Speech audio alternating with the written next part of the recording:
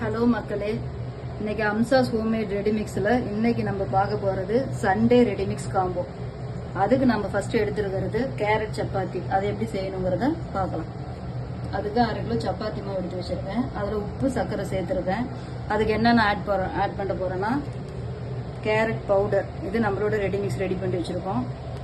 அடுத்து carrot flakes, இது வந்து 1/2 அன் ஹவருக்கு முன்னாடியே தண்ணியில் ஊற வச்சு வச்சுருக்கோம்.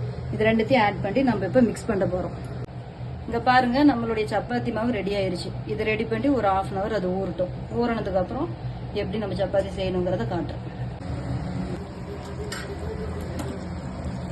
எண்ணெய் வர மாட்டேங்குது. லைட்டா எண்ணெய் ஊற்றி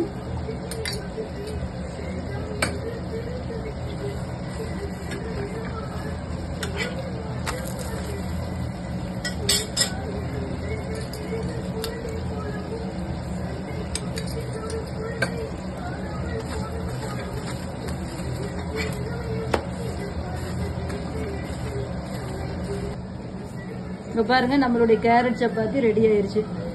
இந்த வீடியோ உங்களுக்கு பிடிச்சிருந்தா லைக் பண்ணுங்க, ஷேர் பண்ணுங்க, கமெண்ட்ஸ் பண்ணுங்க. தேங்க்யூ மக்களே. இதோட இன்னைக்கு சண்டே காம்போ ரெடிமிக்ஸ் எல்லாமே ரெடி ஆயிடுச்சு. பாருங்க, இது மல்லித்தலை சாம்பார் சாதத்தை வச்சு குருமா, சிக்கன் குருமா. இது கருவேப்பிலை பருப்பு பொடியை வச்சு சிக்கன் கிரேவி, கருவேப்பிலை கிரேவி. இது கேரட் சப்பாத்தி. அடுத்து ரவை பாயாசம் ரெடி ஆயிட்டு இருக்கு. அதையும் போஸ்ட் பண்ணுவோம். ஒவ்வொன்றா போஸ்ட் பண்ணுவோம். அதை பார்த்து எப்படி செய்யணுங்கிறத பார்த்துக்கோங்க.